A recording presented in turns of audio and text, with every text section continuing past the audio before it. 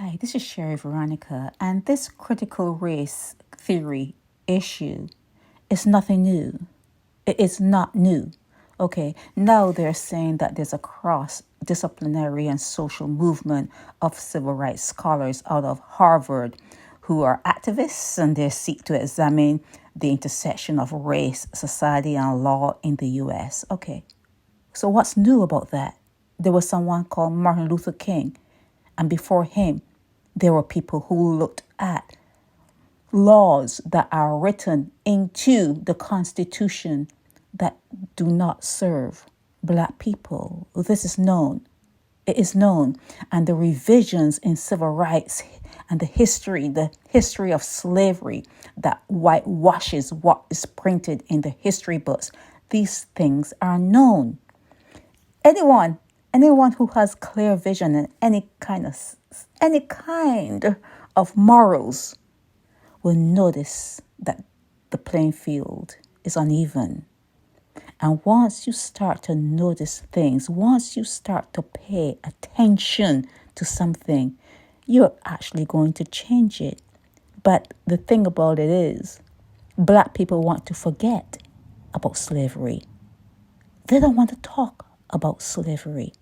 They don't want to talk about the laws that are printed and that are made and that are on the books that do not serve them. In fact, it's racist. The laws are racist laws. Black people do not want to talk about slavery. So these people up there talking about critical race theory, what is that all about? Are they going to wait for everyone for 90? You have to wait for people who are reaching 90, 80, 90 to die off. And you are going to have books in place that tells the truth about history, especially African American history. And you're going to have to change the Constitution. When is that going to happen? And they were grilling Ketanji Brown Jackson on this critical race theory, like they think that she is going to do something while she sits on the Supreme Court, as though it's going to affect them personally as she sits on the Supreme Court. She's not going to make a dent in anything. No one is going to make a dent in anything because Black people do not want to talk about slavery. And that is where it starts. Now, if we were to really get up in arms about this shit, if we were to really look at it, we're not only going to ask for reparations for us and maybe our kids.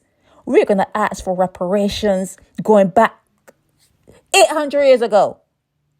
1,000 years ago. We're going to start acting really strange if we were to really look at what has happened to Black people all the while. So Black people are not really taking this thing seriously. So the white man is off the hook. The white man is off the hook because Black people are not taking what has happened in history seriously. When the white man can say, I can't even believe that was legal. To have a slave was legal. And then that white boy from England is saying, oh, it was a tragedy. It was so horrible. And he and them and everyone that's talking that shit are not talking about reparations. And Black people are now up in arms about reparations, but they're not looking at it hard enough. They're not looking at this thing hard enough because if they were, they will be stomped. You're going to be stomped. It cannot proceed. You cannot proceed if you look at this shit hard enough and really get angry enough. It cannot happen. And for the most part, it ain't going to happen because Black people are not enough. Black people are serious enough to examine critical race theories, look at the slave acts that were once there and will come back again. They're not looking at what happened in slave times. They're not looking at the inequities of pay, how black people get paid so much less than their white counterpart. Black people don't really care about things like that. So when we hear about critical race theory, when you hear about it, it's something that I have been looking at all my life. And there are people who have been looking at this all their lives. And we know from experience, we know from looking at things and from observing black people, it's not going to go anywhere. It's not going to go anywhere.